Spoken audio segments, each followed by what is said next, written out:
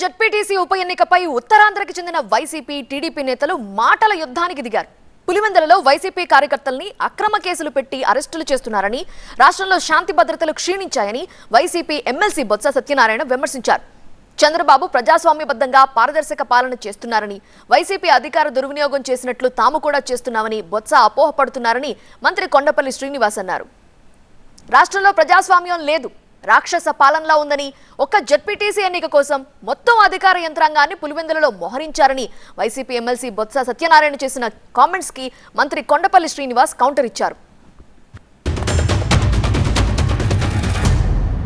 భయంలాది రాష్ట్రంలో పరిపాలన స్తంభించిపోయింది, గాలి కుదిస్తారు, శాంతి భద్రతలు పూర్తిగా క్షీణించాయి. ఓ చిన్న ఎలక్షన్ జరుగుతుంటే ప్రభుత్వ యంత్రాంగం మొత్తం అంతా కూడా అక్కడే కూర్చొని ఎప్పుడు ఎలక్షన్లో జరగని ప్రక్రియలన్నీ జరుగుతున్నాయి. అర్ధరాత్రి మధ్య ఎస్సీ అట్రాసిటీ కేసు పెట్టి ఎవరైతే అక్కడున్న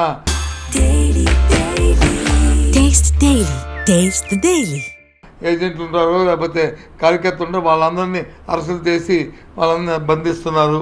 ఎన్నికల ప్రక్రియ స్టార్ట్ అయిన తర్వాత బూతులు మాత్రమే ఎక్కడ చూడలే, ఇప్పుడు మారుస్తున్నారు.